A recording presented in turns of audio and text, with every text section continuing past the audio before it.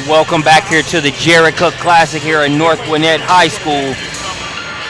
We're ready for a great Tuesday night showcase matchup. I'm Marcus Burnett. I'll be joined on the mic by Brandon Clay shortly. We're a few minutes away from tip-off and starting lineup, so hold on 1 second, and when we get back, we'll bring you North Gwinnett versus Whitefield Academy here in the Tuesday night showcase game from the Jared Cook Classic.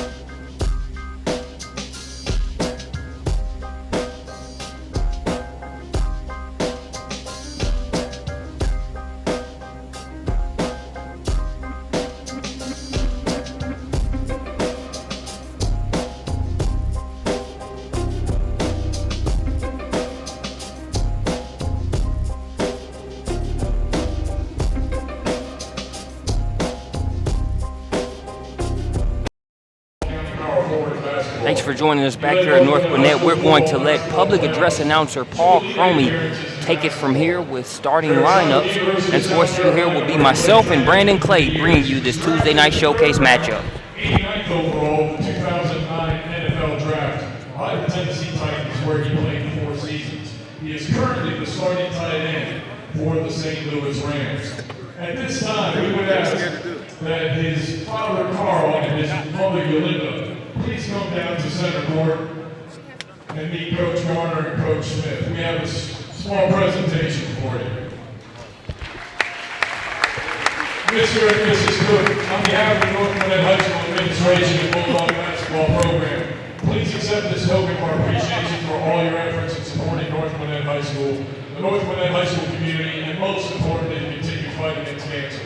Please pass on our thanks and gratitude to Jared and his family as well for their continued sponsorship of the annual Jared Cook Tip-Off Classic. We greatly appreciate all you do for us. Thank you so much.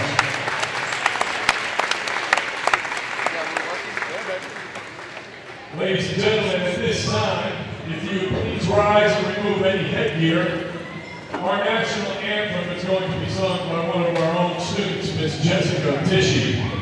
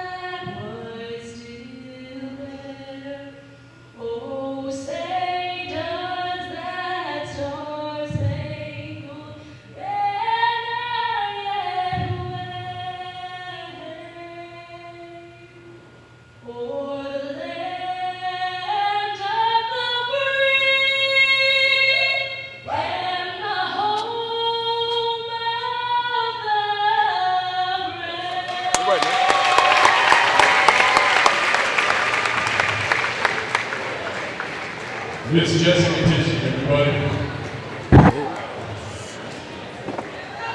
All right, ladies and gentlemen, all we were waiting for the introduction of our 2 teams. Let's start first with the visiting Whitefield Academy Wolfpack.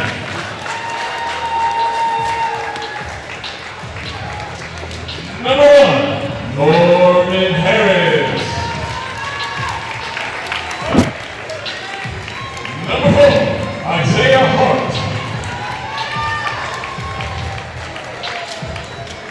Number 23, Courtney Alexander. Number 32, Jordan Greer. And number 33, Malik Jones. Head coach for the Wolfpack, Mr. Tyrone Johnson.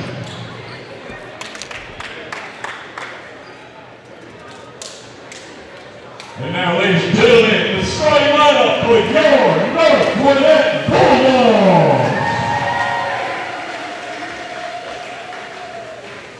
Number 0, Adam J.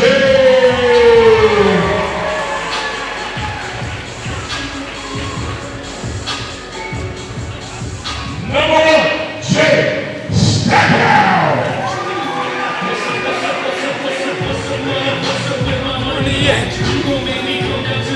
Number 30, Kobe Lisa.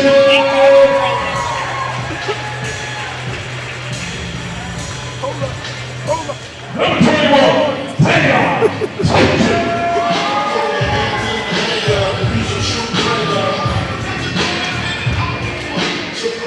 And number 22, Cam Calhoun.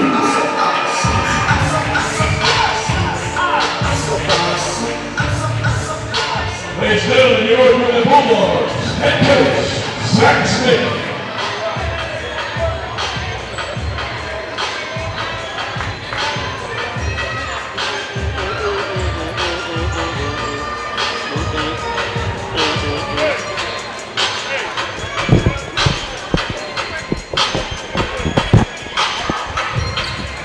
And welcome back here. It's Marcus Burnett, joined by Brandon Clay.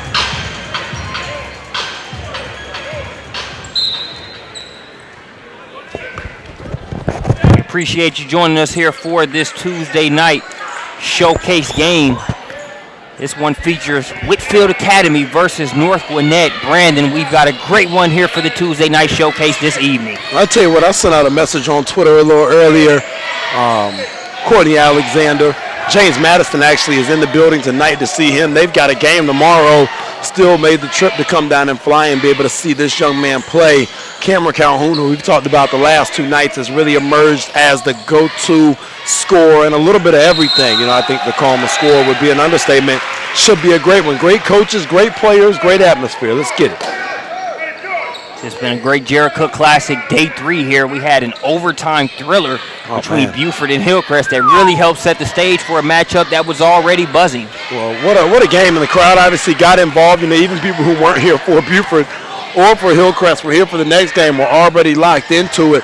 Just a fantastic performance there by Trey Hansborough. Really capped off a great 3 days for him, about as well as an unsigned senior can play for 3 days, finishing with a cool 48 spot to close it out tonight. Mid-range jumper, too strong. Going to have a foul there. It's going to go against number 23, Courtney Alexander Jr. And Brandon, if you have a couple questions going into this game as far as what's going to determine the final victor, what are some of your key focus areas? Well, can Cameron Calhoun and Alexander stay out of foul trouble, you know, first and foremost? And then can they show now, this is the first time that we've seen Calhoun play against another signature guy, and same with Alexander, obviously their first game here in the event. Both of those guys are going to have to be in the high teens, low 20s, I think, to give their teams opportunities to win. So which one of those two guys can do that, and which one of them can stay out of foul trouble? And then the third point is, which team can bring the defensive energy and rebounding ability, because neither team is overly big on the glass. So it's going to be more about the effort, positioning, and then the willingness to get down and get dirty. Those are the three things to look for here in this one. Alexander Jr. knocks down the first free throw. First question out of your mouth was whether he and Cameron Calhoun will be able to stay out of foul trouble. Alexander Jr. already has his first foul of the game, but he's also got his first 2 points there from the free throw line. Well, and not surprisingly, those are the two young men that get on the board first here, scoring the basketball tonight. Stackhouse right here with the basketball is another one to watch. He's had a great 2 days so far. See if he can make it a third. James too strong there on the three-pointer, rebounded by Alexander Jr. Here comes the Wolfpack the other way. Oh, nice. I like that action there. I like that action. What a great pass from Alexander Jr. Toxic rebounds that in traffic, gets it in the hands of Calhoun. Calhoun taking it right at Alexander. Couldn't get it to go. Here's Norman Harris coming the other way for Whitefield. Well, this is a pace that I think both teams are comfortable with. I mean, I don't know that they'll play at this speed the entire game, but in terms of getting up and down in transition, once again, we talked about neither team having great interior size. Both teams are going to be willing to run. They're going to play some undersized guys in the post coming off the bench in rotation, so this is a good pace for both of them. Both teams at a point to where they're making that transition from last year's team to this year. Some of the pieces that they've lost kind of capture some of the, some of that gradual change taking place between those that were in rotation last year and this year for both programs. Well, when we talked about, North Gwinnett's group, on the broadcast, obviously the first couple of nights, and, I think this will be the first night that we'll watch them in which they'll really miss the presence of Malik Carter. Not a graduation, and Marcus, as you see, Stackhouse with the tough free throw line jumper there off the dribble, but he's suspended indefinitely right now. That's a guy that, Gardner-Webb, Louisiana Tech have offered, so you'd like to be able to see him come back and be able to play here sooner than later. Graduation-wise, Ahmad Caver, prep school, going to Old Dominion, so that's another guy in a game like this. So some different pieces, but I think Norris had an opportunity now to adjust to that as you see Cameron Calhoun and Stackhouse make some plays early and kind of get in the flow of the game. Alexander Jr. going to be fouled there. He'll take his second trip of the free throw line, second trip of the game to the free throw line. And when you look at the Whitefield Academy side, Eric Lockett, who was the other twin tower, he's no longer with Whitefield Academy. Just describe that change there on that side. Well, it's tough. When you look at Lockett's game and what he provided, it's a lot of what Malik Carter, I think, provides for North, just in terms of the numbers. That's a person you could pencil in for about 14 and 7. So now you've got to manufacture 14 and 7 from somewhere. So even though on North's side, you don't have the graduation, you're still missing the numbers. You've got to duplicate those numbers. So Lockett did the same thing at Whitefield, and whether it's a guy like Harris chipping in 8 and 5, being big from the guard position, rebounding the basketball, they're going to have to find that 14 and 7 in a game like this, and that's exactly why you play it. If you're Tyrone Johnson, it's why you sign up for this game early. You want this game because your team needs to figure out where we're going to go and how we're going to reduplicate those numbers that we don't have anymore. Calhoun trying to knife through the defense. He's going to get called for the travel. So it'll go back over to the Wolfpack, 4-2 early on. You hear Zach Smith imploring, hey, if we don't have it, we'll go secondary.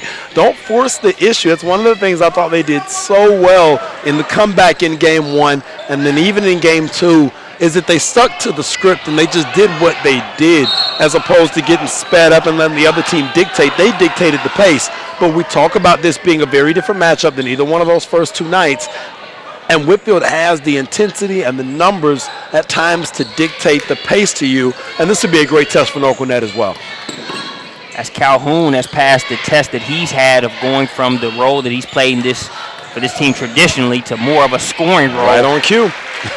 And that's the Cameron Calhoun we've been seeing this Jarrett Classic, scoring in a variety of ways for the Bulldogs. Well, it's interesting to note you've got East Tennessee State out here tonight. You've got Sanford out here tonight. We mentioned James Madison here in the building. So a big night for 2 unsigned seniors to be able to come out and still try to get themselves some scholarship money here.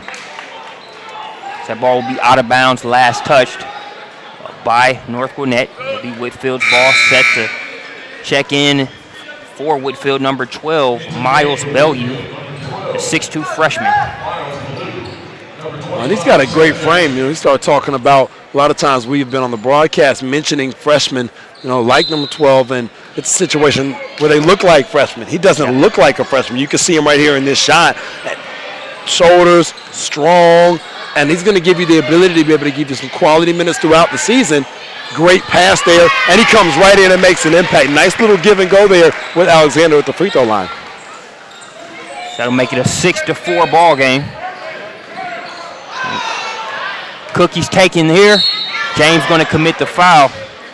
That'll send Jordan Greer to the free throw line. Well, and we talked again about how good Whitefield is and the depth that they have, and you're seeing that here early. How many people have been able to speed up Adam James? during the course of the first 2 games. Those are not turnovers that you've seen North Gwinnett make here, but those are plays that Whitefield is going to be very capable of, and obviously Zach Smith and his staff do a great job. Actually ran into them last night after the game at one of the restaurants here in town. Had the opportunity to speak with them and talk a little bit about what they were going to see tonight. And exactly what they're seeing is what Coach Say said. They're going to be a team that's able to pick us up. They're going to make us play 94 end to end. They're not going to do a lot of run, jump, trap, and they're just a really good defensive team. They have great defensive principles, and you're seeing that here early. Turn, and then fan you to one side of the floor or the other. You saw Calhoun, Marcus in the half court set a minute ago, try to come back across the fan. They were pushing him left and almost turned it over going right. That trip to the free throw line there for Greer makes it a 6-6 ball game. James with the ball. As you mentioned, this Whitefield Academy pressure isn't going anywhere anytime soon. One of the more physical teams in the state, regardless of classification. That's a great way to force the turnover. I think they're going to get Tajik for his second one. That's tough if it is. Yep. On a night where North doesn't have a ton of bodies on the interior and Alexander is an interior-oriented guy, that's a tough second foul there early for them. So far, other than the early foul, Alexander Jr. able to avoid foul trouble and really get a nice amount of trips to the free throw line here early on for himself. Well, you saw him make that nice interior pass as well when he caught at the free throw line, a little touch, give and go.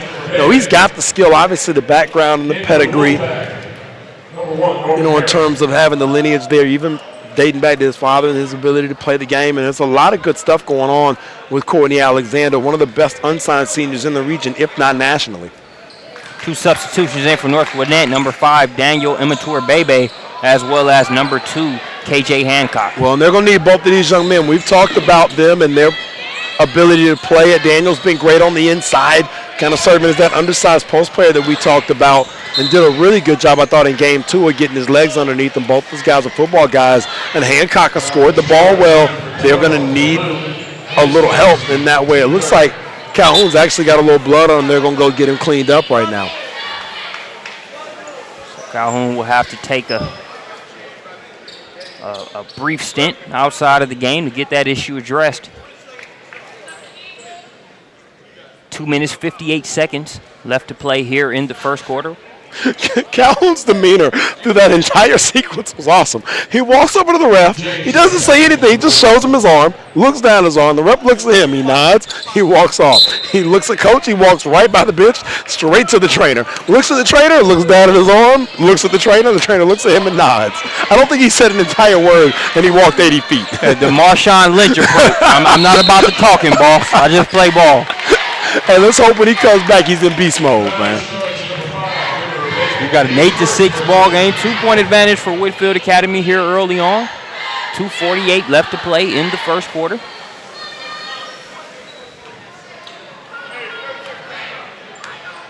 With the ball right now for Whitefield, Isaiah Hart.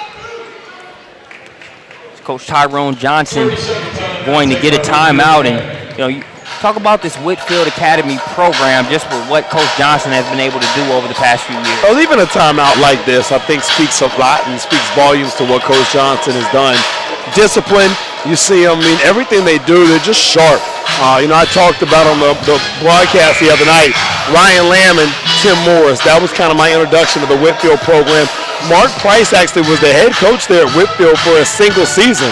The former Georgia Tech great NBA standout, now NBA assistant coach, Tyrone Johnson took over for him, and Mark really in his short time there laid the groundwork for what Whitefield could be.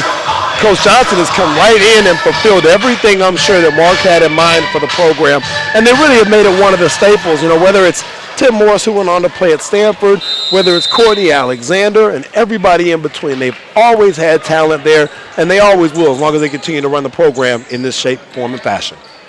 We're back from the Whitefield Academy timeout. They have a 2-point advantage here against the host Bulldogs. Cameron Calhoun is now back in the game. But it's interesting, there was a quick hitter of some sort drawn up, I'm sure, by Coach Johnson. They haven't been able to get what they want.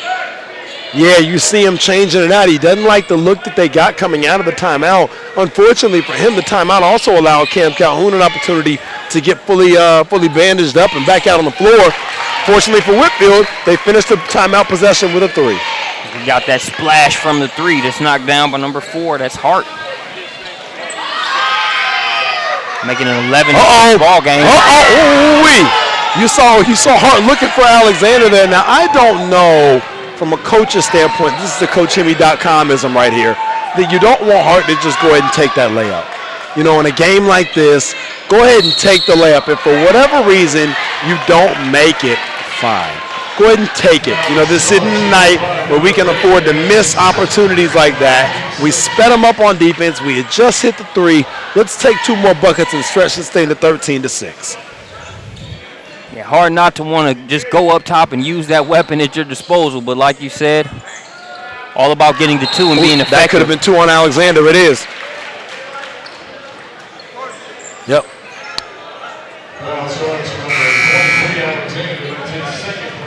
It'll be a second personal foul, so he's going to have a seat. It'll be interesting to see if Coach Johnson brings him back to begin the second quarter or if he lets him sit some of the second. I think with an 11-6 lead, maybe he's going to play that by ear. But that's always just an interesting coaching decision, you know, based on your philosophy, not a right or wrong there, but to see how different people play it. And right away, Hancock gets in the game and does what he's done the first 2 nights, which is get to the rim and get to the rim in a hurry to finish. Makes it an 11-8 ball game as we're approaching the minute mark here. Now the question becomes, where are your points going to come from?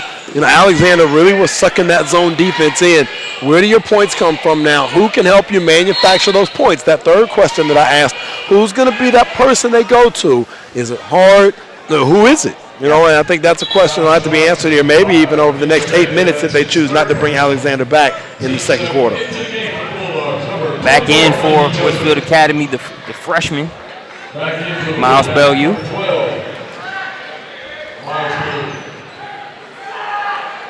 Not sure if Bellew is a member of that Whitefield Academy Wolfpack football team, but if I'm the coach there, I'm working hard to try to get him to come out there.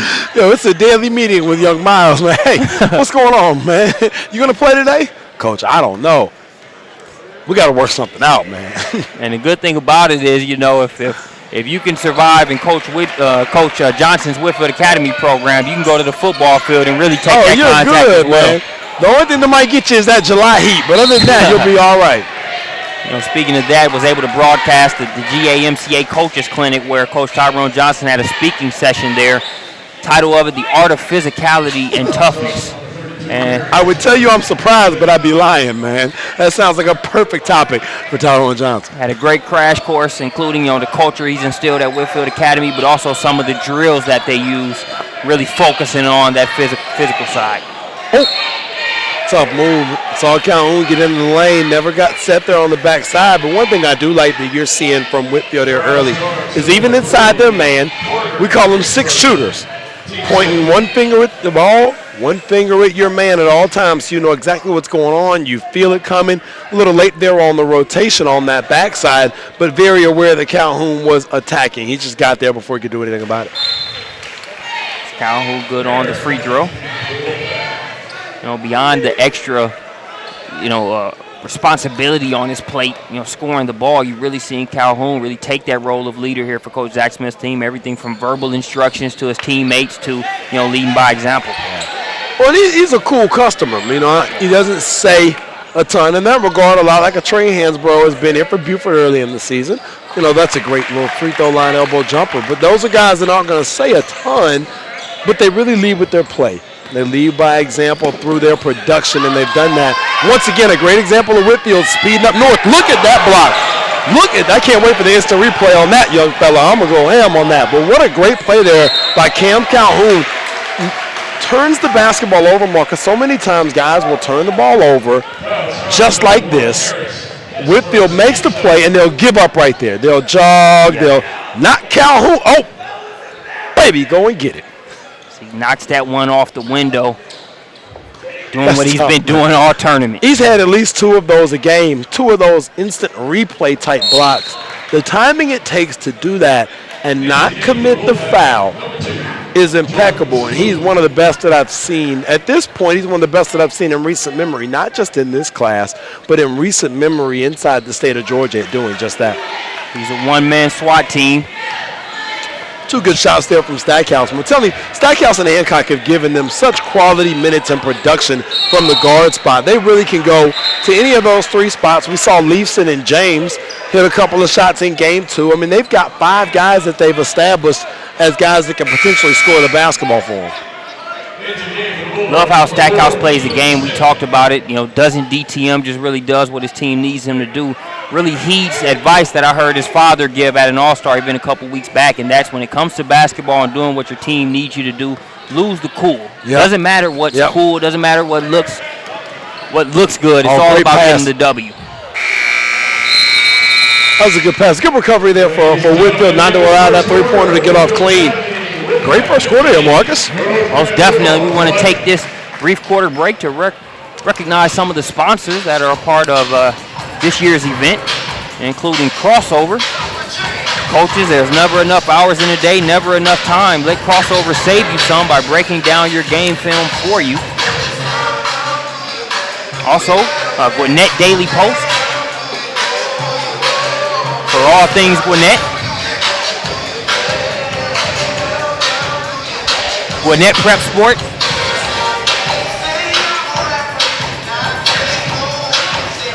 CBA Sports. And last but not least, CoachHemi.com.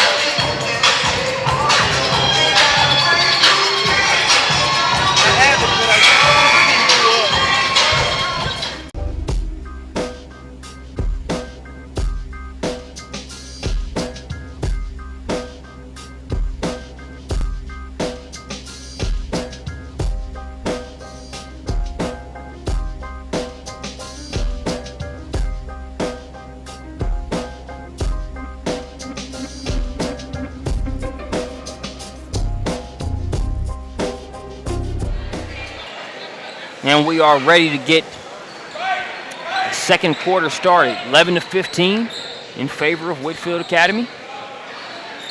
You talked about the question of whether Courtney Alexander Jr. would come back into the game to start the second quarter.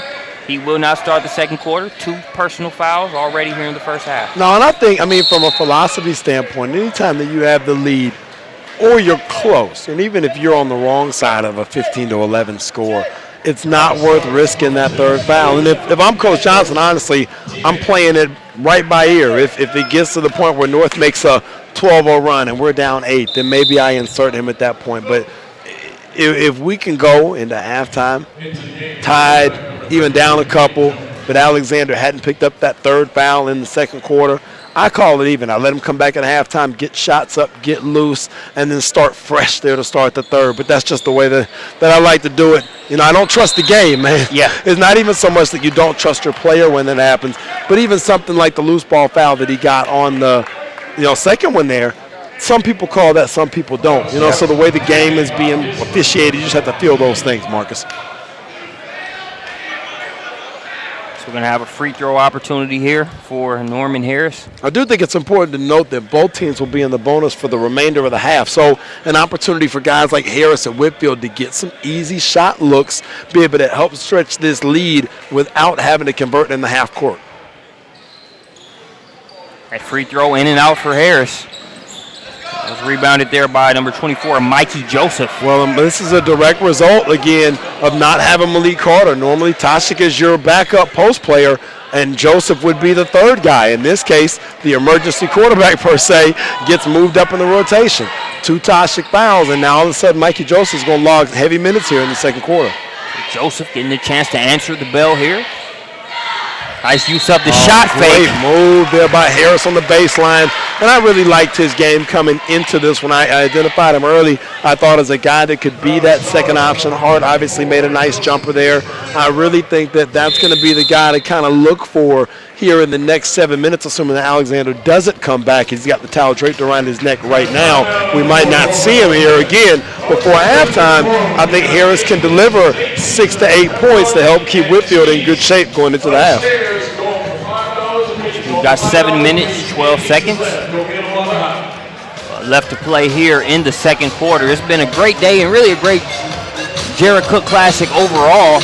Brandon, you touched on a couple of the unsigned seniors in this matchup here in Cameron Calhoun as well as Courtney Alexander, but the list doesn't stop there when you talk about unsigned seniors here in this Jared Cook Classic.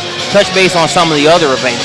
Well, you know what? I want to make sure, I touch on, a signed senior, Nick Wells from Walton, who led the weekend off there. Going to Air Force was really good. I thought Jaren's system was outstanding. Obviously, given the battle against Pebblebrook, right, that was a tough matchup. Team versus team, that was a tough matchup. But I thought system handled it like a champ. Florida Atlantic, Mercer, UTC, Tennessee Tech, all those people involved. You talk about Trey Mitchell, Kevin Murph from Pebblebrook. Those are two guys that played really, really well. So a lot of different guys here have been able to make plays. We talked about, Hansborough being another guy from Buford. I thought if there was a stock riser of the weekend, today really solidified it, that he probably is in the lead for that spot. If there was a tournament MVP per se handed out, Calhoun has been right there as well. So a lot of quality play here. And like I said, Alexander hopefully will be able to get back in, stay foul free, and we'll get a good opportunity for our viewers to watch him later in this quarter or in the second half. The aforementioned Trey Hansborough with a 40-point effort in an overtime win for Buford. Well, just so cool, calm, and collected. Scores at all three levels. Defended, played the point for Buford Summer. He really did everything you could ask him to do. To be in a new situation at that. It's not like he was a returner here. Transfer from Centennial. Thought he had a great opening three stanza and a lot of good things coming up for him and for the Buford program throughout the course of the season. KJ Hancock fouled on his shot attempt there. That'll send him to the free throw line. I like Hancock is relentless, in terms of attacking that rim. He's just never thinking twice about it, always looking to try to get to the rim and make a play. And now he's going to have the opportunity to shoot 2 free throws because of it. Seen plenty of good Gwinnett basketball here in this event. And if you don't follow the Gwinnett Daily Post Sports Department on Twitter, be sure to keep up with all the latest happenings during the week at GDP Sports. Once again, Guy Curtright in the building. Guy, longtime supporter of PeachStateBasketball.com, and just does a great job. Always a great read the next day in the morning newspaper with my Frosted Flakes at the table, man. Frosted Flakes. I'm a Honey Nut Cheerios kind of guy myself, man. I can dig that, man. There's not enough sugar in that, man. I'm a sugar, and I really need 2 bowls worth. I'm not going to lie, man. I'm the same way. I don't eat cereal a whole lot, but when I do, I like to bowl like Craig off Friday. As we see Isaiah Hart with the 3-pointer. Just make sure you got some milk, man. You always got things that don't go together. Cereal, no milk. Backdoor cut. Whitefield Academy's all over it, but there goes that man, number 24, Mikey Joseph. Giving him good minutes, Same thing with Hart. That was a nice shot there from the wing. That's his second jump shot. So you got Hart, you got Harris, you got Joseph. You got a lot of guys now starting to fill into what we call those secondary roles underneath Alexander and Calhoun, who we led the game off with. Bullet pass there, the assist by Norman Harris, the finish by the freshman, Miles Bellew. Now that's 2 buckets in for Bellew, and his physicality is you see him guard James from end to end, turn, and when they get the second turn is when you're going to look for that trap. Anytime they can get that second turn, they're going to send that second runner there. That time it was hard. They called Bellew for the hand check. But anytime they can get that turn, they're going to look to send them, see if they can get a tip, a deflection, something that leads to a steal and a trip to the other end. James off the mark on the first free throw. Well, those were shots that he was making last night. They're going to need him. They're going to also need Leafson. Have the opportunity to speak to him in the hallway after the game. Great guy. We talked about him being a part of our camp. So between James, 0, and then Leafson wearing number 13, you're going to need both of those young men to come out and be big. You're going to need some secondary points from them if you're North Gwinnett in order to be able to come away with a victory. 7-point advantage now for the Wolfpack.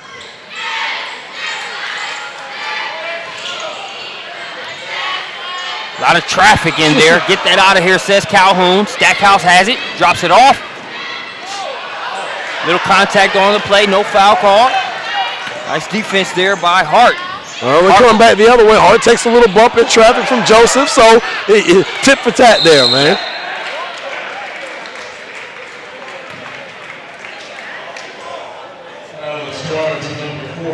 We talked about wanting this to be able to be a physical game.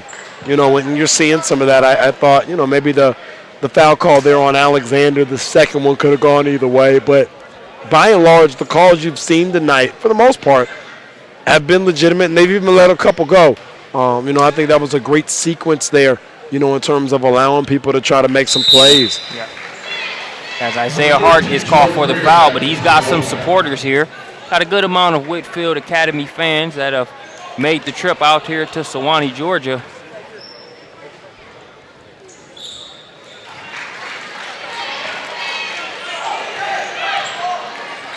Big shots there from the line, and both of these teams now will be in the double bonus now for the remainder of the half, Marcus. And North down just 5 is going to have an opportunity if they won't foul and continue to get fouled the way that they have been here early. They're going to have a chance to convert from the line and put themselves back in a position you'd love to go into halftime at a 0. This thing is even, and in a lot of ways you're starting over. You'd have to feel really good about that. And on the flip side of that, Tyrone Johnson and Whitefield up 5 with no Courtney Alexander for the last almost 6 minutes of gameplay. You got to feel good about that right now. Yeah.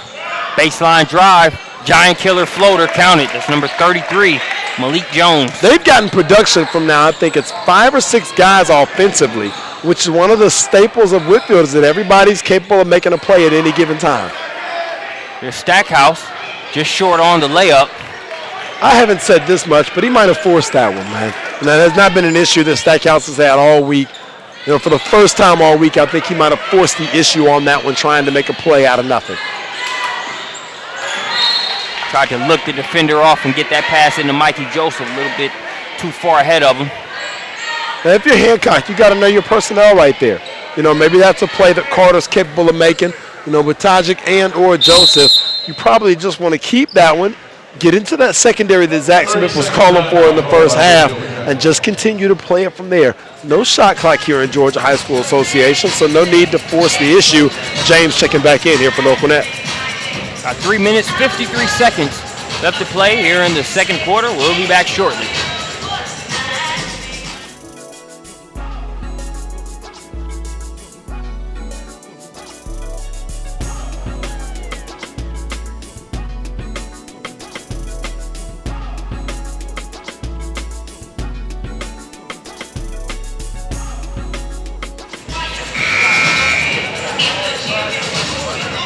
Marcus Burnett, joined by Brandon Clay here on SUVtv. It's been a great 2014 Jared Cook Classic event that just gets better year after year. Well, they've done a great job. They just honored Jared's parents before this game, and you couldn't find 2 better people.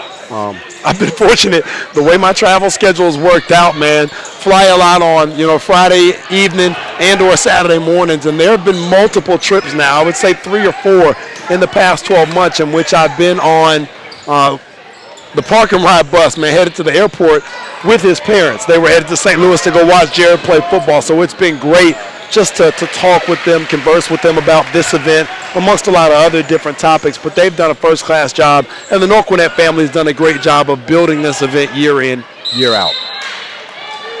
The Rams having a pretty decent season there in St. Louis. They've knocked off some big dogs there over the past couple weeks. Chiefs, 49ers, they've done a really good job. A lot of people would have left them out for dead after the Sam Bradford injury early in the season, man, but they've regrouped and they found a way to make it happen, man. They've clawed and scratched. I mean, heck, Zach Stacy was slated to maybe be the starting running back and get a lot of the carries. Hasn't even been on the field a lot of the time. So they really have done it with some guys that you wouldn't have projected back in August, but it's the beauty of football, man. Justin Forsett did it last night. Great point, and Jared Cook, the team leader in receptions and yards there for the Rams. It's come a long way, man, since his Georgia Stars days. It's like a 7th grader. I remember Jared Cook, man. Saw those big feet and wondered if it was going to pan out for him, man. It's worked out just nicely, man. Hey, Jared. James with the ball as his alma mater now facing a 6-point deficit against Whitefield Academy. Miscommunication. Somebody zigged when they should have zagged there on that play. Turnover gives it back to the Wolfpack. Well, this is another CoachHitMe.comism right here. We haven't seen North Gwinnett be as effective with moving the ball to the second side as we've seen in previous evaluations in the first couple of nights. They're getting it to the first side, and everybody's trying to make a play from there, as opposed to getting the ball reversal, letting the offensive set develop. Marcus, if you don't have the clear-cut, easy transition layup, just play. You know, it's okay. It's okay to have the ball for 17 seconds and not just 8. Whitefield inbounds it. That's a perfect example. If you see Whitfield, that's exactly what I'm talking about. The ball starts on the right side of the floor. They get it to the midline there, and they're able to swing it over to the left side. Well, the defense shifts. Now you've got the dribble drive attack and a nice kill floater. Great pass there by Cam Calhoun. Finished by Joseph. Well, that's where you want to get Joseph the ball, Marcus. There wasn't anybody around him. His guy went over to help in the corner. That's a great time to get that young man the basketball. All he's got to do is get both of his mitts on it and put it in the rim, and that's exactly what he did.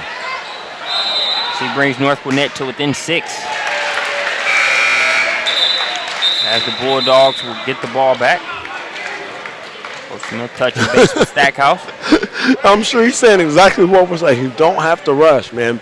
We do not have to force the issue. We got plenty of time. It's cool, man. The game doesn't end in 2 minutes and 15 seconds. Don't panic.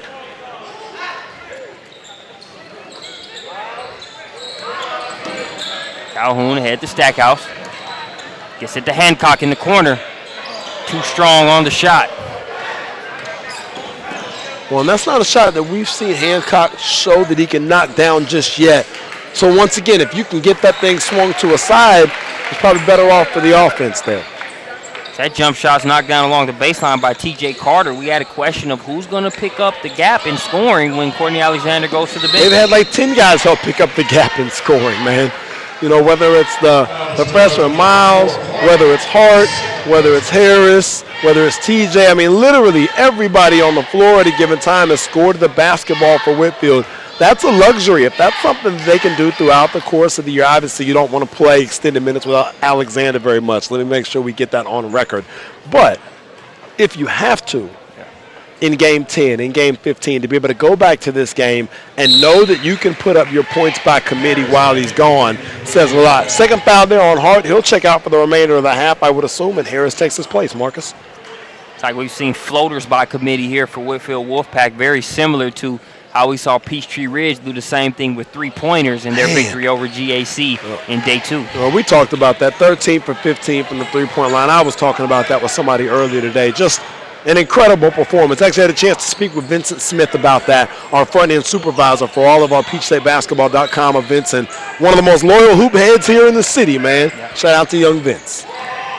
Baseline drive by Bellew. Weight room move inside. Won't stay down for him, but the second effort pays off. You know you're big when you attack the rim. You take the bump from Jay Stackhouse and still get your shot off. And not only are you not knocked back by that, you get your own offensive rebound and put it back in. That's awesome. Calhoun loses it for a second. And one. Regains it and gets the and one. Yeah, that young man's strong too. And we knew coming into this matchup it would be a great display of physicality on both ends. No question. That's exactly what you're seeing. You know, obviously a lot of fouls, but they've been dispersed. You know, nobody's got 3. You know, a lot of guys have 1. A couple guys have 2. So I think by and large, both coaches have to be okay with how the game's being officiated. You know, if your guys, oh, what a play there by Hancock. He almost caught the ball in air off the rebound and put it back up. North will retain possession here. But to finish that thought, you know, whether it's Coach Johnson or Coach Smith, as you see a little look of disbelief here amongst the scores table, the fact the foul wasn't called there.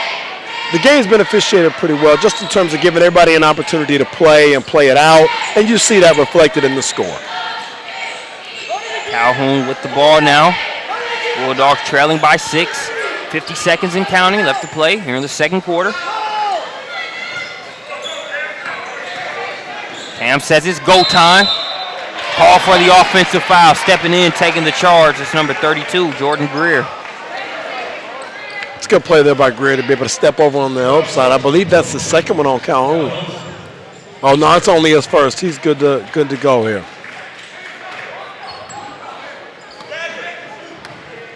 We talked about both Alexander Jr. and Calhoun staying out of foul trouble. Real good shape for Calhoun with only 1 foul and another block to add to his tournament total. You know what's interesting here, and once again, everybody approaches this differently. You know, if you get under a minute and pick up 1, I'm almost a proponent, even in Calhoun's situation, for as good of a ball player as he is, you go offense for defense here as if it was the fourth quarter. Trying to protect him from that second one if you can do it. You know, so now you go into the second half with just 1 foul.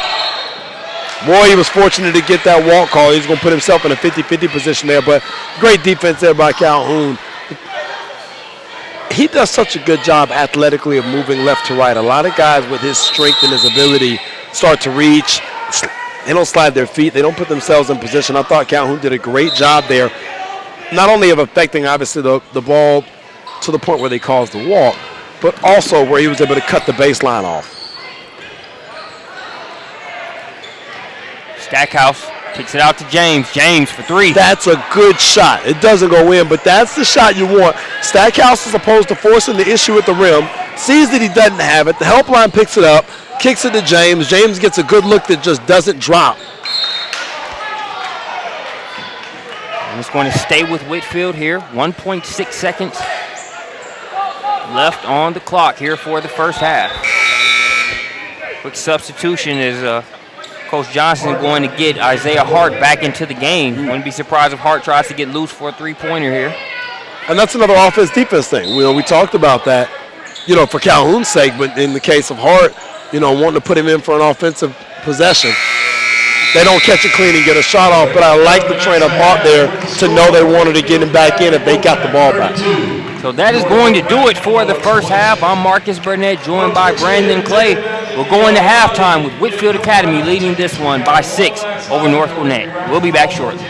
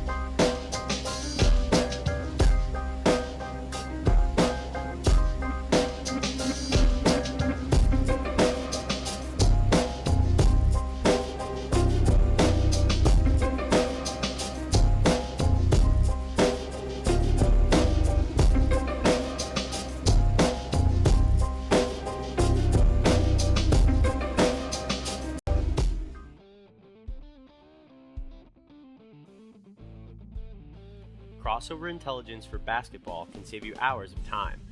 We break down and stat your game film for you and act as your video coordinator by giving you searchable clips, advanced statistics, shot charts, and a lot of other great info that you can access from any PC or through our iPad application. Just upload your video through the Crossover website, and 24 hours later, your film will be completely indexed and tagged. Each play will become its own video clip, allowing you to search the footage for anything you'd like. Here we'll take a look at all three-pointers that were made in the fourth quarter.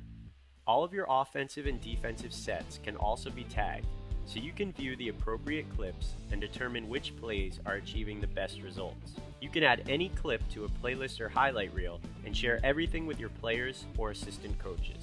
Crossover will also provide you with all of the numbers from each game, including complete player stats for both teams and advanced metrics like these. We even take the shooting numbers a step further with an interactive shot chart that lets you visualize the data.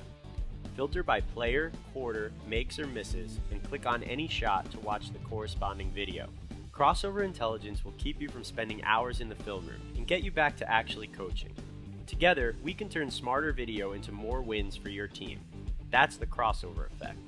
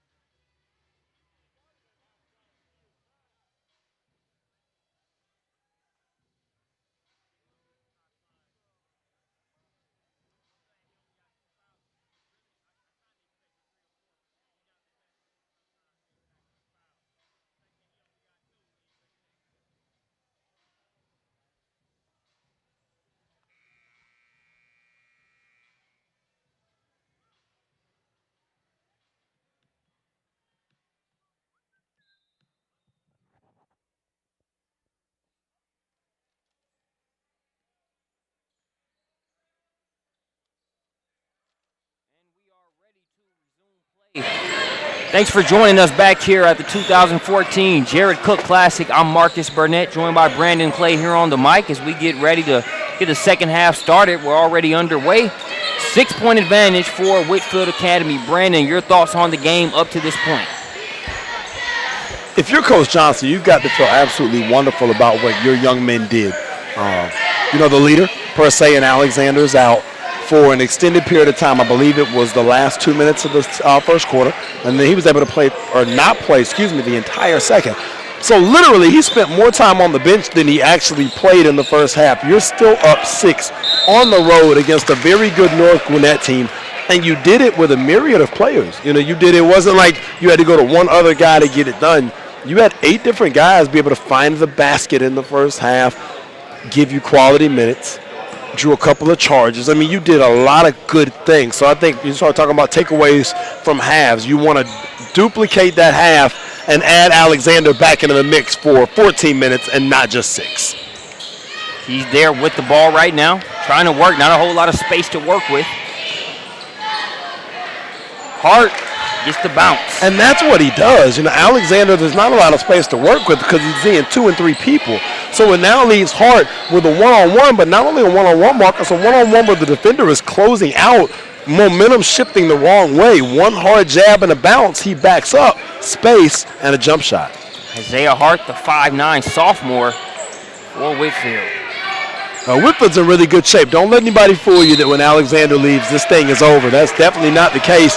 And they now have started the second half, Marcus, with 2 defensive possessions that have resulted in turnovers with no shots on goal for North Gwinnett, just turnovers. Hart will bring it up.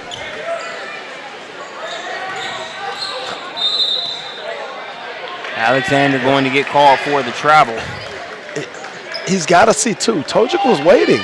Cam Calhoun is shadowing Alexander wherever he goes, and they've got the second guy waiting. If you're Alexander, and I know it's tough, you've been on the bench, you want to play. We talked about James Madison being here specifically for him. Like, you feel that. As a kid, you feel that. Let's make sure we say that.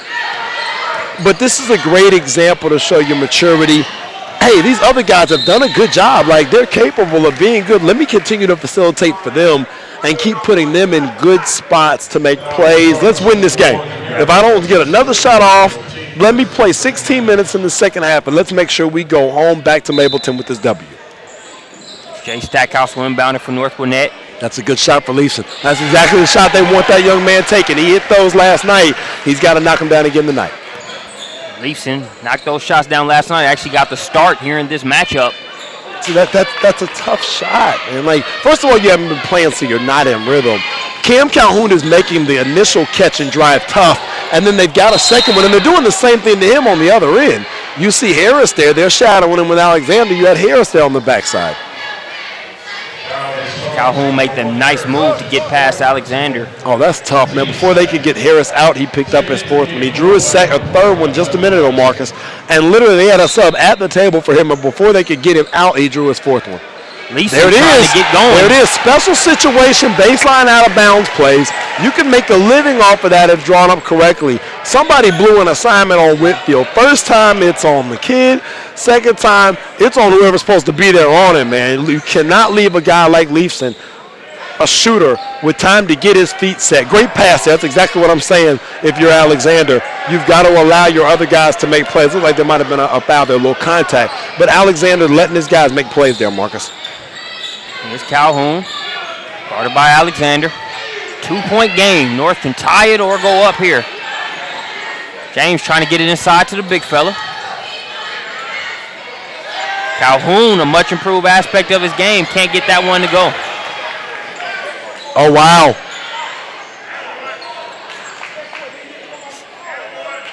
Takes that one right at the body of Alexander. That's about as well as you can defend if you're Courtney Alexander there. You've got arguably the best scorer on the other team attacking you 2 possessions on the same, 2 tries on the same possession, and you don't commit your 3rd foul there. That's really impressive. Nice defense there. Whitfield's done an excellent job, I think, throughout the entire game of forcing North Gwinnett's hand on the offensive end, and a nice response there offensively to stretch the lead back to 4. That's Malik Jones with yet another floater here in this game. Really helped pick up the load when Alexander went to the bench with foul trouble there in that first half, picking up where he left off here in the second half. Whitefield lead is now 4. Well, they've got Jones. They've got, Seth Jackson. We hadn't talked about him. He had that nice elbow jumper there to get the first half kind of rolling when Alexander went out. There you see Alexander's impact, being able to swat that shot away. As I think he might have blocked that last one with his elbow with the way he jumped. He's going to get called for the offensive foul there. And you touched on it, the savvy of North Gwinnett. Hey, this is a high flyer, an athletic guy who's got his second foul. Let's plant and see if the ref takes the bait. Let's get him his third one. Well, and Calhoun did just that. And Calhoun's been all over Alexander. Let's make sure we give Calhoun credit for defending the best player on the other team, kind of like what Alexander's done. They're going to leave Alexander with 3 and let him play here, which is interesting because of the philosophy they used in the first half to protect him from the third, that they wouldn't take him out and protect him from the fourth right now. We'll see if it works for him. Jay Stackhouse with a nice splash there, the baby jumper. That young fella's tough, man. He's off to a good start this season. I'm expecting really big things in a tough region from young Stackhouse. 3:19 and counting left to play here in the third quarter. Trying to step through is Alexander. He's going to get another trip to the free throw line, a place where he was early and often here to start this game. When you see Tojic look in disbelief like, hey, man, he hooked me. Alexander's like, yeah, your guy just flopped. Going both ways here. You're going to see Daniel check back in there for Tojic here just a second, I would assume. Be interesting to see if they can get those same minutes from both Hancock and Daniel they got in the first half. Kind of like what Whitefield was able to do with their rotation. Be able to give good minutes when there's foul trouble. Daniel Immature Bebe checks back into the game. Tojic, the big fella, going to have a seat.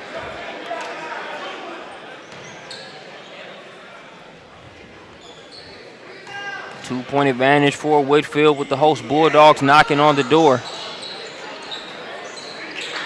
Immature Bebe doesn't take him long to get in, make his presence felt with that rebound. Over to Hancock.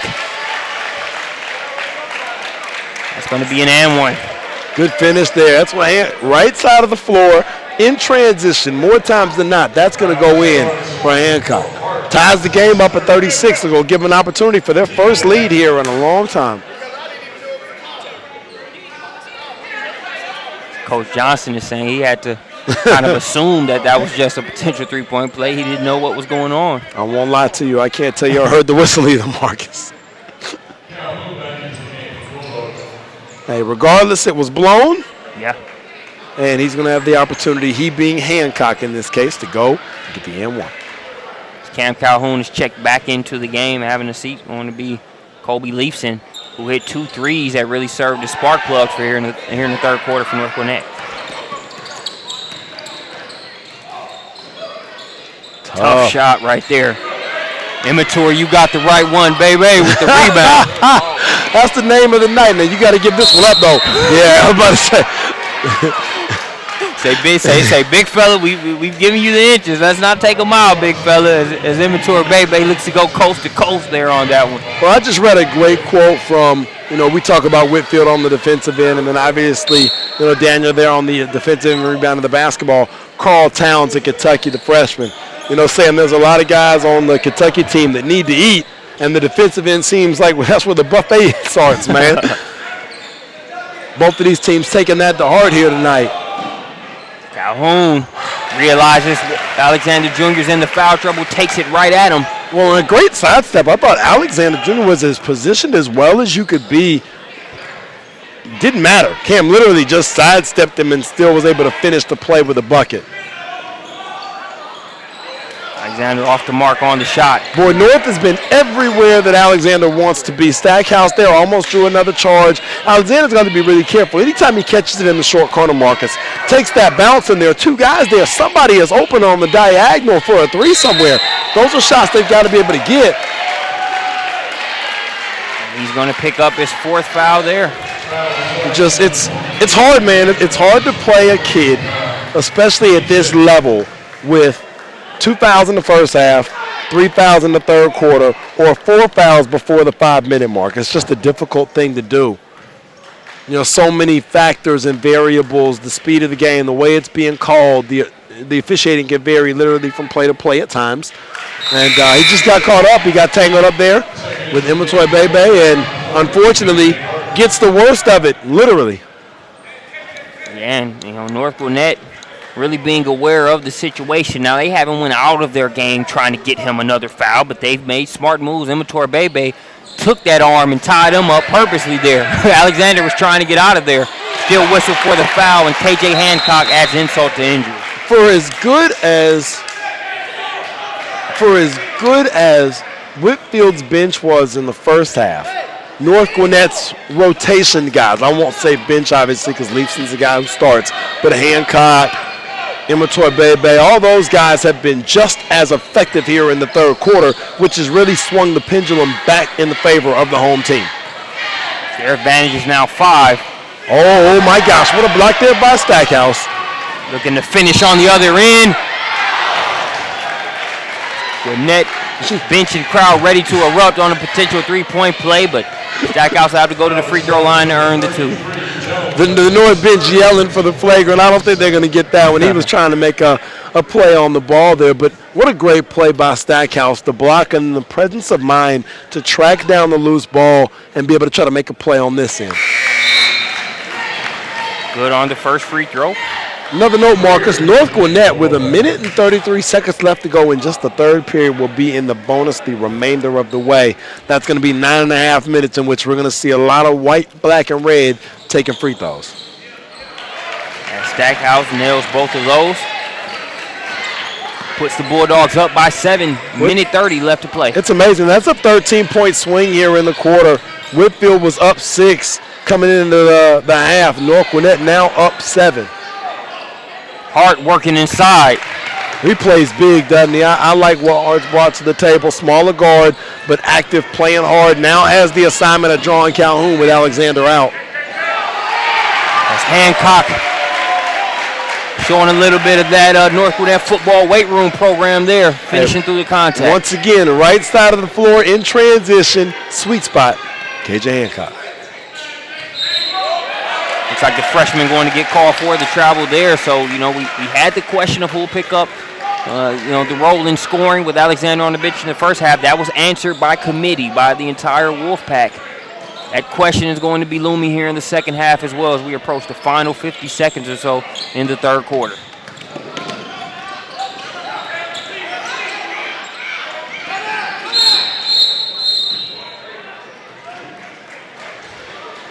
North Gwinnett going to get a timeout. We'll take one as well to recognize some of our Jared Cook Classic sponsors, including Crossover, the Gwinnett Daily Post. Go there for all things Gwinnett and specifically for your local sports, GwinnettPrepSports.com. CBA Sports, the official sports construction specialist of the SUV.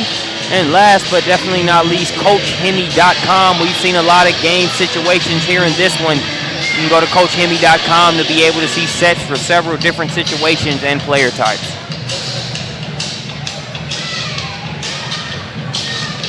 So Coach Zach Smith talking to his North Gwinnett Bulldogs as they've been able to steady the ship and now have a 7-point advantage with 41.9 seconds left here in the third quarter.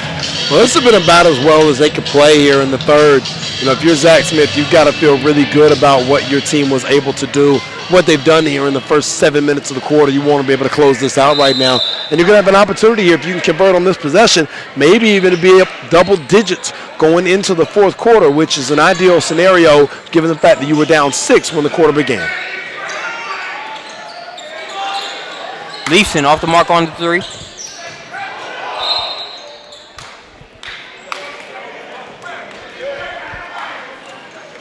.3 left on the clock. That's a good shot. You know, coming out of the dead ball situation, you get Leafs on a nice little cut up the middle of the floor, feet set, clean look. That's not a bad shot at all. You'll take that if you're Zach Smith, especially given the fact that he hit 2 earlier in the quarter. Stackhouse going to get called for the foul there.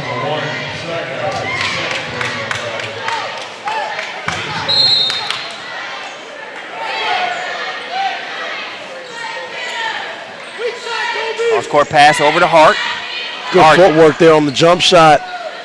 Can't get the bounce. Oh, look at that gift right there. Falls right into the lap of Seth Jackson. He's going to get an opportunity for the and-one.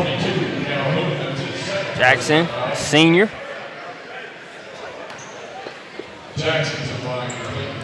Chance to bring Whitefield to within 4 with 4 seconds. 4.1 specifically. He does. They're going to go back. They ran this earlier.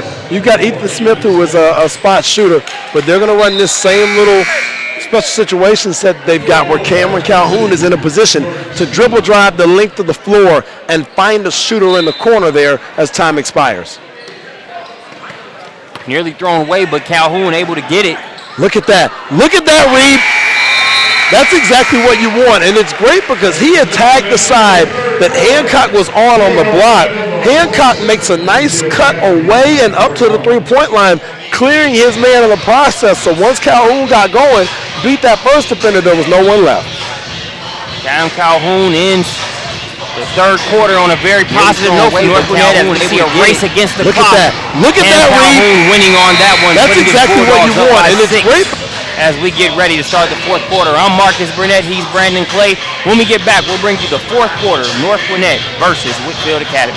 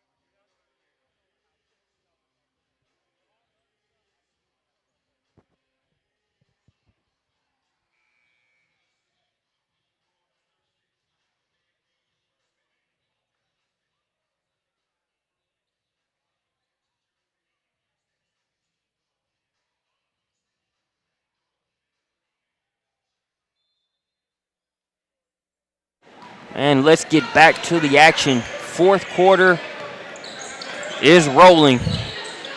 Final game of the 2014 Jared Cook Classic.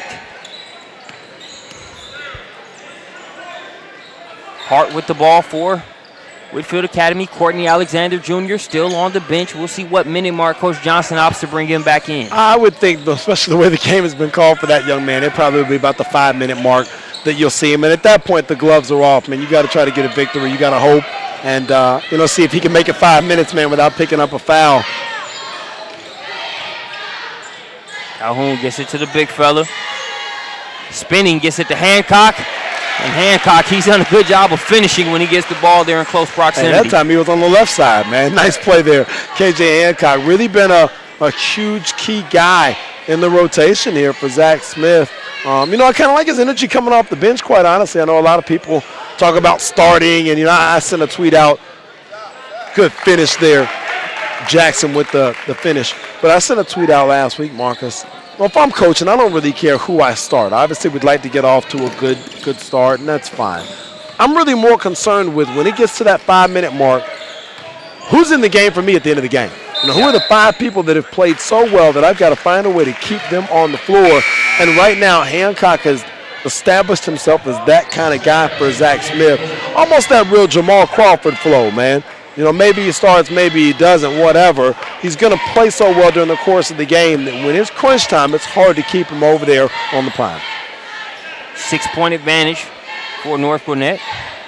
Nice diagonal pass there by Whitefield. That's exactly how you have to attack this zone. You get the ball in that short corner or even deep in the corner for the 3. North's done a great job of packing the lane. This is something Alexander's got to do when he gets back in. Don't force the drive. Look for the diagonal. Somebody's open, and we talked about that, and they found him. Stackhouse has that shot blocked. Hart has it. He's got Bellew ahead. Nice bounce pass and the finish. That might be the first time all weekend Cam Calhoun's gone up for a block. Oh, they had to hit him with the tech. Hancock can't do that. That's going to be an automatic take there on that ball slam. Yeah.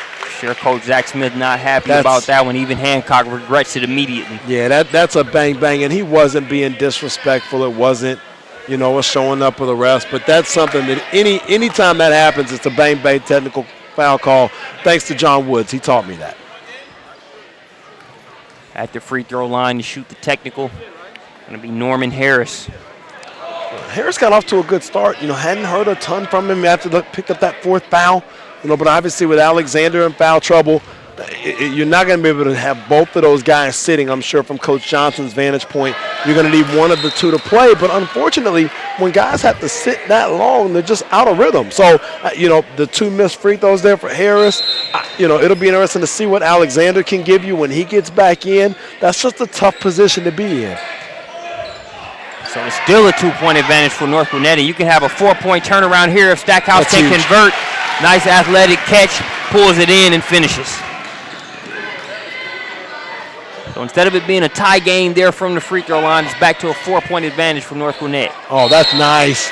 I tell you what, Jackson has really emerged, and this has been kind of the weekend of the undersized four-man. We talked about the Hoffman kid from GAC. Now you're talking about Jackson. There have been a lot of good things and a lot of production that have come out of the young men playing that undersized four spot. And you see about 40 seconds ahead of my projection, Alexander's going to check back in, see if he can avoid this fifth foul by trying to find the diagonal pass out of the short corner there against the 2-3. And coming in to work hard and probably see if he can get him that fifth foul as soon as possible. Daniel Immature Baby, number 5. Yeah, Daniel's face when I said avoid that fifth foul, Daniel looked at me like, nah, Chief. Right, okay. Nah, we're going to get this one on him real quick, man. I wouldn't be surprised to see him look back at me and kind of nod and wink if they're able to pull it off, man. He comes in, snatches a rebound. He's not himself if he doesn't come in and snatch a rebound with authority within 5 seconds of checking in. The guy just plays so hard. As it looks like Stackhouse going to be called for the hook there.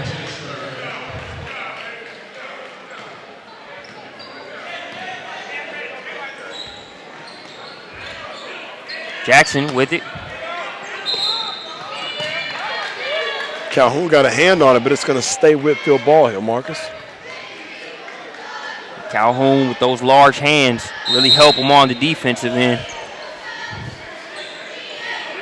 Here's Alexander. Great job of helping there by Calhoun. And who else but Jackson in there on the play? Oh, wow. Alexander, the live body. And you see, he's at a point now in the game where he's really trying to force the issue to get himself started. Not out of a selfishness, but knowing that, his team is going to need a play. Wait for Hart to step over and draw the charge, and now you see the visible frustration on Hancock's face. Already has a technical foul. Might be a good time for Zach Smith to get him a blow and be able to see if he can kind of recompose himself here in the next couple of minutes, because you want Hancock to be a key part of this game down the stretch. Stepping in and taking that charge again is Isaiah Hart. Coach Johnson's definitely going to be able to see some bright spots from the sophomore here throughout this one as they try to come back and get it. That three-pointer off the mark. 4 minutes, 50 seconds exactly on the clock. Tough shot there by Hart, only in that his body was fading to the left when he caught it. Didn't catch it in rhythm stepping to the ball, actually caught it stepping away, takes your momentum away, which immediately makes it a lower percentage three there.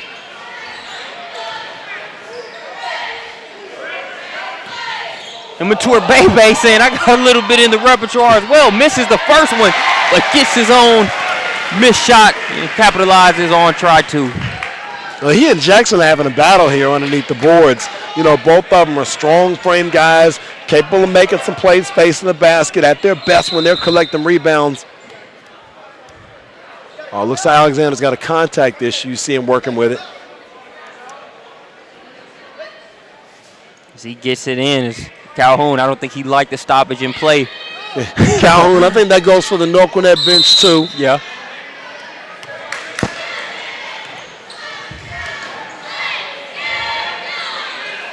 Hart has it. Hancock almost daring him to take that three right there. A little space created there by Hart. That easily could have been an offensive foul. The block by Stackhouse. Now it's in the hands of James. They've got Hancock over there. Oh, that could have easily been Alexander's fifth there. Good no call.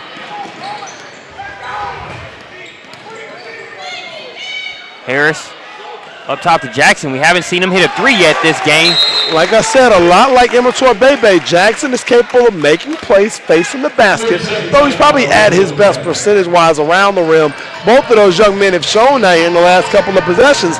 They're threats to be reckoned with, and with that three, now you've cut the game back to one possession. If you're Whitfield, if you're Tyrone Johnson, given the foul trouble that you've had with Harris and Alexander, this is about the best scenario you could have asked for. Obviously, it was only a matter of time before North made a run, especially with Alexander on the bench. It happened, fine. Your team was able to recompose themselves, and we're getting exactly the showcase and marquee game we expected to close down the Jared Cook Classic. Whitfield trails by 3. We've got 3 minutes, 44 seconds left to play here in this one. And Brandon, we've got a busy week ahead, even after this Tuesday night showcase game. Give us a snapshot of some of your stops here this weekend. Man, start Friday with a slate of junior college women's games before I slide over to the Hoops Giving event to watch Josh Langford play at 6:15 over there at Holy Innocents Madison Academy out of Alabama. If you haven't seen it, make sure you make your way over there for that. And then going to try to pull a quick one, man. Get out of there, slide over to North Atlanta. Watch young Harry Giles, who we've got both of those young men in the BrandonClayScouting.com Elite 60. Langford right there at 36. Giles is actually in the top 5 in the country right now out of Wesleyan Christian there in North Carolina. Just a dynamic player, man. Went nuts the other night. 38 points, 19 rebounds in a game a couple Friday nights ago. So excited to get a chance to watch him one more time in person. Saw him out in Colorado a couple years ago, but had a knee injury, wasn't able to play. Saw him this summer with his CP3 team. Saw him both in July and in May, Minnesota and Marietta respectively. So always nice to be able to watch talent at that level the day after getting some great food at Mom's house. Nice defense by Courtney Alexander. Oh, Calhoun set him up. Oh, he set him up. Pushed him in the back like, yo, you go ahead and get this. I don't want it. Oh, wait, yes, I do. The one-man SWAT team, Cameron Calhoun, gets the block there. 3-point ball game still. What was the Babe Ruth thing named Sultan of SWAT, man? There it is. I talked about this, and unfortunately, Alexander, in a lot of ways, has played too hard tonight. Immature Bebe was just sitting there. Like he spun, he was still just sitting there. Kick the basketball out and keep playing there, young fella. If there's a takeaway for this young man on a night in which, you know, he's one of the better prospects in the Metro Atlanta area, no question. Kick it out, keep playing. And now it's important, I think, for the last 3 minutes, go and be a great teammate. You know, take your second for yourself and get right back in this. Your team's trying to win a game. Go be a great teammate. Stackhouse weaving through traffic. And I'm not sure what the call was here. It looks like they got Tajik. Yep. That's his 5th foul as well. And they actually got him on an illegal screen there, Marcus. He took his behind, placed it in the defender, and kind of drove him up the floor just a little bit too far, drawing the flag from the ref. I tell you what, Matt Ryan could use Tajik down there at the Georgia Dome here this season. I tell you what, with all the injuries and the problems that the Falcons have had on the offensive line, you're darn right, they could use a couple of bodies to come in and just help push some people around, man. All that being said, Marcus, they're still going to win the division. Have faith. 2:52 and counting. Nice. Hart has 3 defenders around him, follows his shot, but has it poked away there by James. Don't compound your mistake there, young fella. Don't compound your mistake. You missed the shot. Go ahead, get back there, put yourself in a position to defend in the half court. Now you're taking Cam Calhoun. And remember, Calhoun has not been that active offensively here in the half, and you're giving him an opportunity to get rolling. Calhoun will go to the free throw line.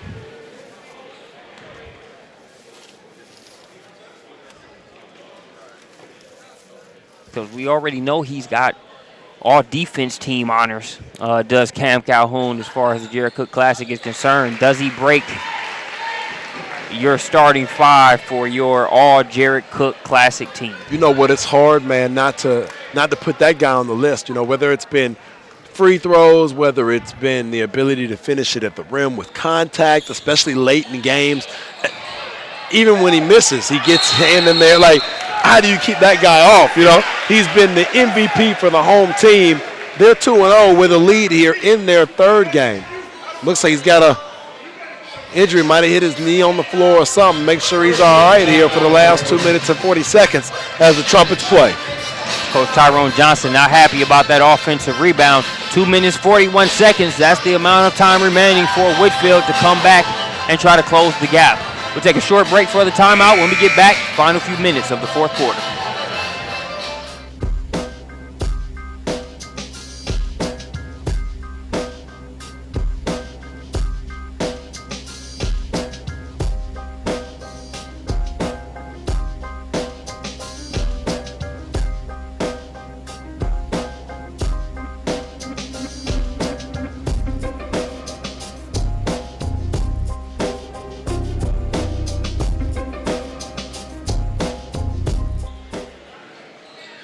And we are back and ready to play. Final 2:30 and change.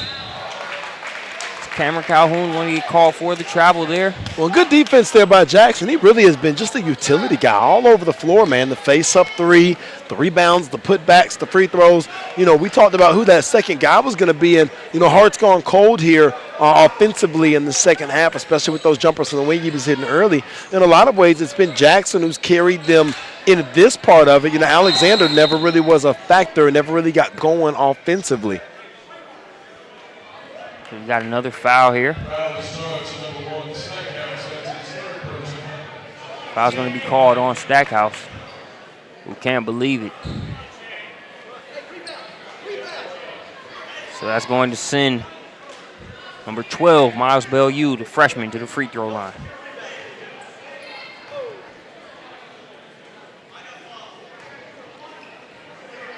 Well, it's been a while since we've said his name, too. Gave us some good production here in the first half for Coach Johnson. Pressure situation for the freshman. Misses the free throw. Well, those are hard. We talked about, you know, McKee, that first day, the young point guard from Walton, you know, going to the line and, you know, what that is for a freshman. I mean, at best, a 15-year-old guy, you know. Stackhouse for three from the corner. And Immature Bebe with the rebound. Not sure if they want the quick Adam James jumper there off of that rebound up by 4 2 minutes ago. Not to say that you know, take the air out of the basketball, but you definitely give yourself a better shot than that quick opportunity off of that offensive rebound. No question. James has struggled to find his rhythm here tonight. I mean, that was a 15-footer off of a kick out. You know, I call those basketball plays. You know, maybe in theory that's not exactly the shot you want, but if it's Zach Smith, you're hard-pressed to then look at Adam and say, don't take that shot. You know, because a lot of times you can kill confidence with that. And if you tell them to pull it out, you're taking the air out of it. So just kind of a catch-22 there. You love it if it goes. If it doesn't, you don't love it so much, man. Boy, these free throws are really hurting Whitefield right now. The inability to make them here. You had 2 free throws missed by Bellew his last trip. You had 2 free throws off of the technical missed by Harris. Gets that one to roll around and stay down. Pulls the Wolf back to within 3. Now back to a one-possession game. That's a tough take. That was an Alexander-like take in terms of forcing that issue. Cam's got to send that one to a teammate, field the second guy, and kick it. As he's going to get called for a technical, the same mistake that Hancock made as far as the basketball.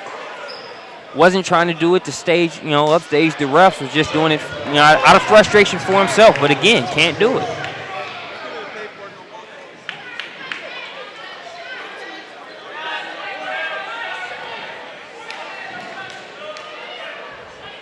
So that's going to send Isaiah Hart to the free throw line. That's baffling. It hasn't been 10 minutes since his teammate did that. You know, you can't make those mistakes. You know, especially the second time. First time, okay. Hancock, fine. All right, we can't do that. Now we put ourselves in a position we do it again. And you give Whitefield the free throws and the ball back with a chance now to take the lead, you know. 1 minute, 49 seconds. Well, they're trying to make this exciting for us. I can appreciate that, man. Last basketball I'll see before I get my good meal, man, live. I'll take it. Bellevue has it. Whitefield Academy trying to take this victory here on the road against North Gwinnett. Well, either way, for both these teams, this is a great game. Great film, a lot of teaching points here. I'm sure both of these teams will, be right back in the gym, man. This is not the time of year where you're taking multiple days off for Thanksgiving. So be able to break this film down, get right back to teaching the game and preparing for region as it comes up here in December. As that was tapped away by Norman Harris. Oh, great pass. Harris. Oh, tough to finish that wasn't an and with the contact. Wow, what a finish. I was waiting for the whistle on the and one. It wasn't coming. Norman Harris gives Whitefield Academy their first lead in quite a while. That's a heck of a finish.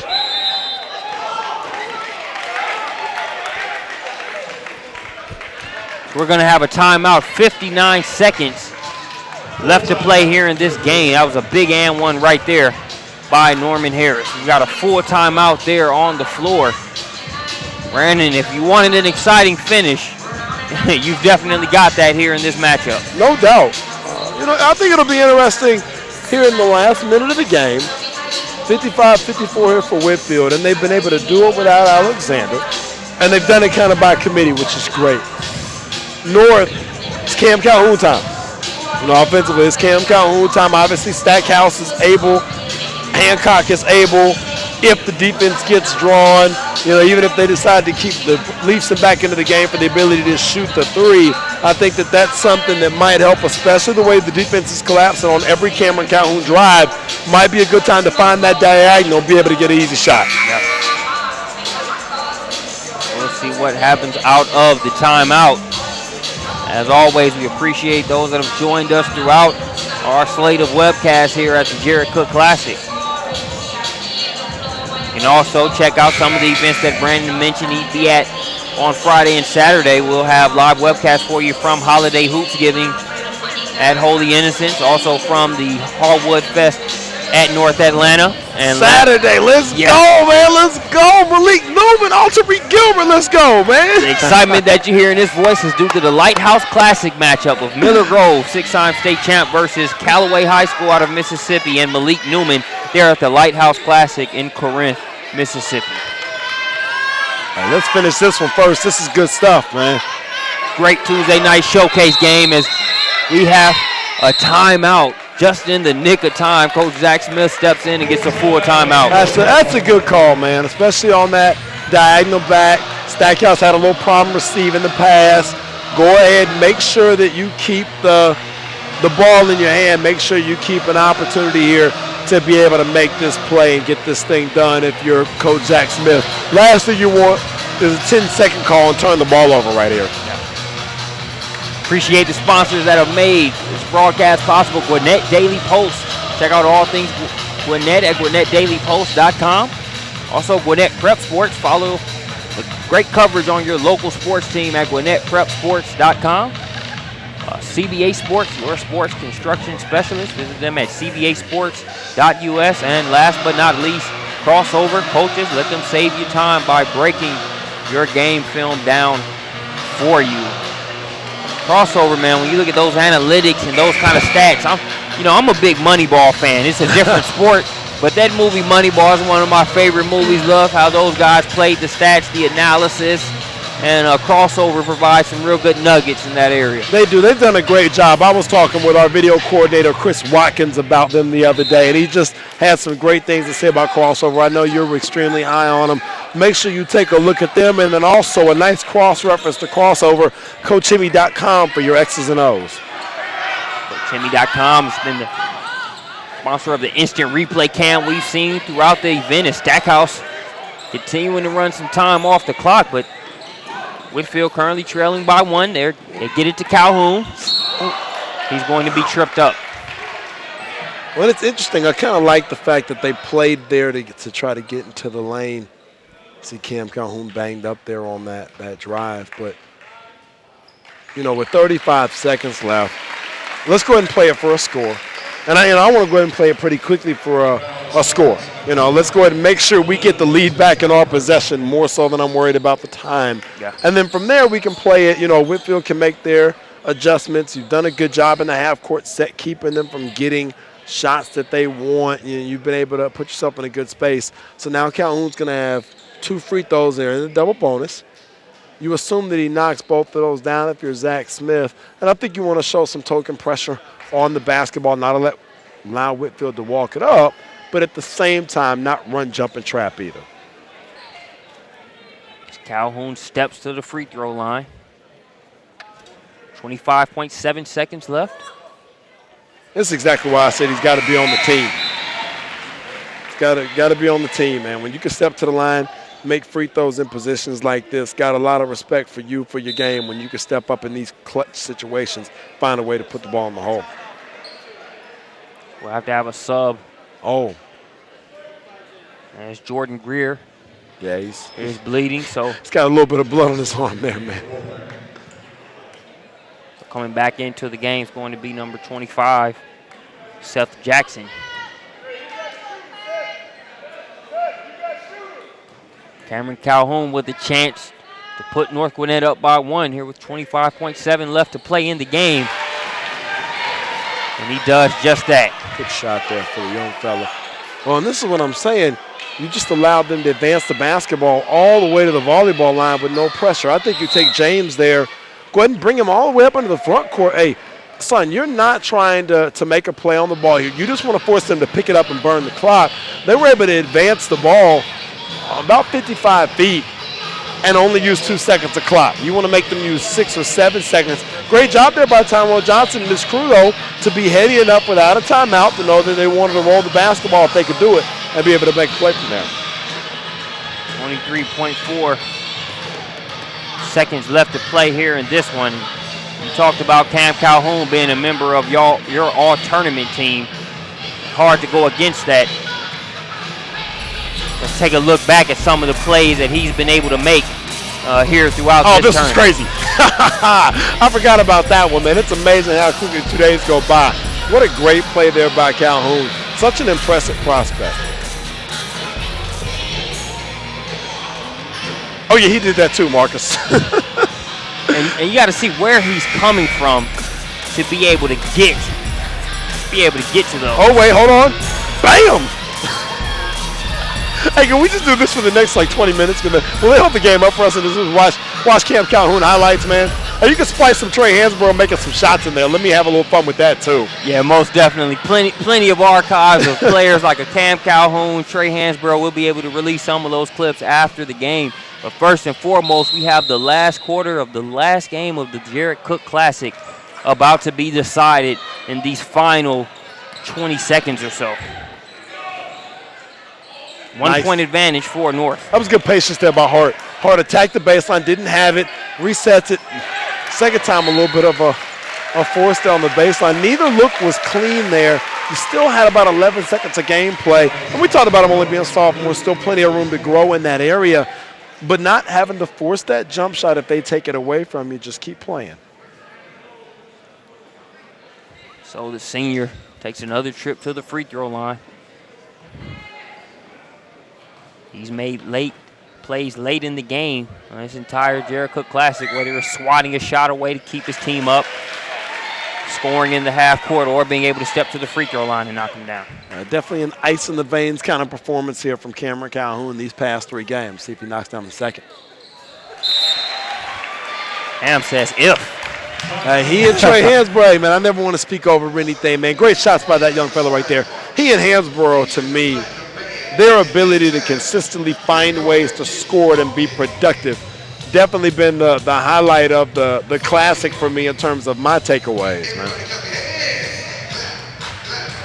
Hansborough had the senior, unsigned senior guard for Buford. He had a 48-point performance in overtime to defeat Hillcrest in a Tyler Hooker-led squad. Hooker finished that game with 39. Man, I was telling Julian Barfield, the assistant, and Alan Whitehart from Buford, the head coach, Hooker should be somewhere playing Devin Hester, man. That end-to-end speed, you put that guy in the slot and let him run back kicks, he's a heck of a basketball player. But, man, I want to see that guy in the slot on a Saturday afternoon somewhere and see what he does with it. That's an 8-catch, 120-yard kind of guy, man. Hart has it. Going to be fouled by Stackhouse. Double bonus, so it'll put Whitefield on the line. Not a bad foul. We talked about this kind of scenario the other night. Not necessarily a bad foul by any means. You know, at worst, he hits them both, and you're still up one. It's going to be important for North Gwinnett if he were to hit the first and miss the second to secure the rebound. That's really where things can get sticky if he's able to hit this first one. Not able to do it. Same thing as the other night. The inability to hit the first free throw when you're down 3 takes away that second shot, miss, roll-off, rebound, and a quick putback for you. Whitefield Academy going to look back at the free throw line. It's a 3-point game. They've easily missed 7 to 8 free throws here in the fourth quarter. Oh, add that one to the list. Immature Bebe chases down the rebound. Who else would get the rebound but that young fella, man? Daniel Immature, you got the right one, Bebe. That nickname's going to stick, man. He's done a great job, man. That'll be the 5th foul there on Harris, and Immature Bebe with a chance to close it down. Big night from young Calhoun out there, man. Exactly 1 second left on the clock.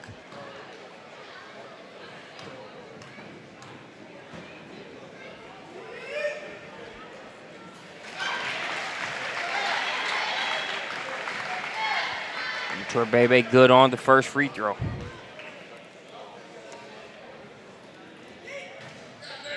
Gets the home bounce there on the second also, and that is going to do it. We appreciate you joining us here on SUVtv for the Jared Cook Classic and this Tuesday night showcase game presented by Peach State Basketball Brandon. It's been a pleasure joining you on here, and we're going to take a sec. We'll have Cameron Calhoun with us post-game, so give us 1 quick second, and we'll talk with the leader of the North Gwinnett Bulldogs here in this victory.